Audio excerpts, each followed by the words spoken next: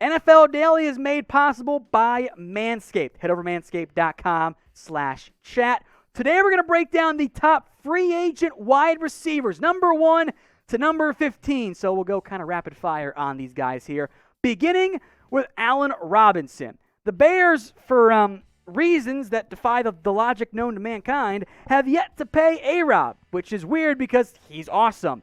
He deserves, by the way, to play with a good quarterback. So Chicago, go find one of those and also, pay Allen Robinson right now. I think what ends up happening here is at minimum, franchise tag for A-Rob. You don't let a player of his caliber just leave in free agency.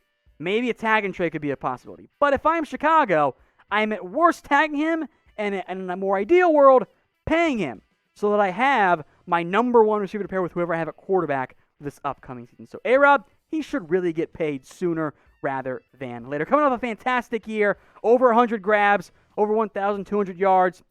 He's awesome. Just pay him. Number 2 is Chris Godwin, who is very young, by the way. Now, the Bucs don't want to lose him.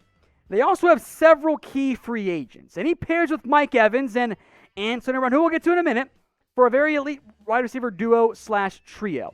Much like Robinson, Godwin is another potential franchise tag candidate. He's not coming off his greatest year ever. Part of that is the Bucs had so many options, they were able to spread the ball around. But at his age, with his career production, this guy's going to get paid if the Bucs don't franchise tag him. So if I'm Tampa, he's probably my number 1 focal point in this offseason because you're not going to franchise tag Shaq Barrett, so you might lose him altogether. Number 3 is Kenny Golladay, who missed most of this season with injuries. Now, when healthy, Golladay is a legitimate number 1 receiver. One of my draft misses, didn't think he was going to be as good as he is. In the end, coming off the injury, with Detroit having such a massive hole at receiver with guys under contract, because we'll get to another guy who's a free agent too, 2 of them actually, you don't want to lose him. With the injury, I would franchise tag him. When he was healthy in 2019, 65 grabs, over 1,000 yards, and 11 touchdowns. Now, 2020 was not nearly as good for Golladay because he was hurt. Now, he is already 27 years old, but if I'm the Lions, I cannot afford to lose Kenny Golladay. With what I have at receiver under contract, I think a franchise tag makes plenty of sense there. All right, Will Fuller is number 4 on this list, too. Before his suspension, was having his breakout year. He was healthy, maybe due in part to whatever he was taking that led to the suspension. It's a weird spot for Houston, right? Everyone wants out, apparently, including the quarterback Deshaun Watson. If you are Houston and you lose Will Fuller in free agency, guess what? That is another example of Deshaun Watson going, what are you guys doing? Stop it. Trade me right now. So if you're Houston and you really do want to keep Deshaun Watson and keep him happy, at least franchise tagging Will Fuller probably makes the most sense. If you can get a long-term deal done, that also works for Houston. You have Brandon Cooks and Randall Cobb, and yeah, you still are going to want to keep Will Fuller on that team. So pick a receiver for me. Who is the number 1 guy that you would want if they don't get tagged or whatever? Type KG for Kenny Golladay. Type CG for Chris Godwin. Type AR for Allen Robinson. Or you guys can type in WF for Will Fuller. My 4 top receivers in this year's free agency class. So get your votes in there. KG for Kenny Golladay. CG for Chris Godwin. AR for Allen Robinson. Or WF for Will Fuller. This will be the pinned comment on today's video. So you get the ad break here on YouTube, scroll on down and get your votes in. To number 5, JuJu Smith-Schuster, who a couple years ago we thought, hey, he might be the next great receiver of the NFL. He might be the number 1 guy on the free agency. He's young, plenty of experience, but the last 2 years have not been his best. Now, part of that is, well, the quarterback play has not been as good. The supporting cast at receiver with no Antonio Brown has not been as good. So I wonder in the end if JuJu is better served being more of a 1B to somebody than a true number 1 receiver. The Steelers have drafted plenty of guys, Chase Claypool, Deontay Johnson. They're tight on cap space. So unless JuJu takes a pay cut or takes less money, I wonder if he ends up leaving in free agency. To number 6, Corey Davis, who's finally coming off that breakout year. Former top 5 pick, and looked like he was going to be the guy out of Western Michigan, but he never lived up to expectations. And then this year, and a contract year, mind you, Corey Davis steps up, puts together his best year ever. Almost 1,000 yards, 65 grabs. The reports are the two sides want to work out a deal. The money's going to be interesting. The Titans already cut Adam Humphries to help make this work. I don't know in the end if it'll happen. There will be interest, especially some of those top 5 guys re-sign or are franchise tagged. Davis, in reality, will probably end up being a top 3 receiver on the actual open market. And what happens there leads to a bidding war. So we'll see what happens with Corey Davis, but coming off his season, there will be interest in him this free agency. Today's show, like I mentioned, made possible by Manscaped.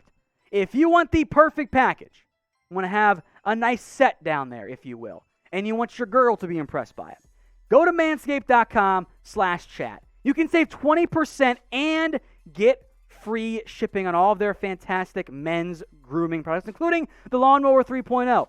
I use mine, and my wife is thankful that I do because nobody involved wants a bunch of hair down there. It's kind of gross, it's not attractive, and once you trim up that tree, if you will, it suddenly looks a little bit bigger as well. So head over to manscaped.com/chat. That'll save you 20% and get you guys free shipping. And that link, by the way, it will be in the comments and I'll put it in the description. So all you guys have to do is click, go shop, and save 20% and free shipping and make your junk look a little bit better this year. Number 7 is T.Y. Hilton, and I wonder if at his age he is looking at his last big contract. Now, the Colts have plenty of money to spend. And he's missed time, though, each of the past 3 years. At age 31, from Florida, maybe you could go home and play in the South for a year or 2 or 3 years or whatever. As a number 2 or like a low-end number 1, I'm intrigued. I knocked him a little bit lower than a Davis or a JuJu Smith-Schuster because guess what? Age matters in free agency. So because of that, Hilton only checks in at number 7 on my list, but there will be plenty of interest in him. I almost, by the way, folks, put Curtis Samuel at number 7. I am very intrigued by him. He is an ascending player coming off of his best season. And as a guy who at Ohio State was kind of almost a receiver running back hybrid, he's intriguing. He can do a lot of fun things for you. He can run routes. He's not just a fast, shifty guy. He is young, only 24 years old. He's a bit under the radar. And he's coming off a 77-catch season for over 850 yards. Only 3 scores, that's okay. I think that Curtis Samuel, once he gets paid by somebody, Washington maybe, given the connection there, is going to get a deal worth a lot more than what you might expect. Now, if you guys want NFL free agency updates, then just subscribe. Hit that big red button right now. We got over 700 people watching live right now. So if you want all the free agency news and rumors and buzz and rankings, all that stuff, subscribe today at youtube.com/chatsportstv. Antonio Brown checks in at number 9. Now, he got another chance with Brady and the Bucs. Yet, I think we all agree, at least we should all agree, the off-the-field issues, they're always going to be a concern. They just always will be. Antonio Brown played fine for Tampa. He and Godwin and Evans, that's a really fun 1-2-3 punch right there. I wonder what's going to happen, though, for Brown this offseason. Clearly, Tom Brady likes him, and that matters because it got him a job. So will Antonio Brown then choose to take the money and go somewhere else? Or will he stick around in Tampa? Maybe take a little bit less. It's always dicey, though, with Antonio Brown and trusting him, right? So let's bring back one of our all-time favorite questions. Do you trust Antonio Brown? Type AB for yes or type in FAB for no. I don't. Now in Tampa, okay. Elsewhere, not really. Get your votes in here. AB for yes, FAB for no. Marvin Jones checks in here at number 10. Highly underrated, but he is a very productive receiver. He's not a number 1, don't get me wrong there. But as a just pure number 2 receiver, it's pretty solid. And oh, by the way, in part because Kenny Golladay was hurt, he was really good this year, guys. 76 catches, almost 1,000 yards, and 9 scores. That's awesome production. And that was, I don't think anyone talked about that really either. So there was a report that Jones is going with Matthew Stafford back to the Rams. Okay, we'll see if that actually happens. If you're looking for a reliable veteran number 2 receiver, I think Marvin Jones makes a lot of sense. Now, Sammy Watkins, number 11 on this list, is a more talented player. Doesn't mean he's better, though, because even though the NFL has always liked him, Sammy's always hurt. And he's normally super inconsistent. He has never developed into a steady, reliable, actual number 1 receiver. There's been flashes of it, don't get me wrong, moments of brilliance, but the game in, game out consistency has not been there. So that makes him a bit of a wild card in terms of cost and even where he goes next. Chiefs, I'm sure, would like to bring him back, but on the cheap, if he doesn't go back to Kansas City, where does he go? Teams are going to have interest there, and he might get more than he should probably get on the open market as well. Now, I'm not asking for the best receiver. I kind of already did that.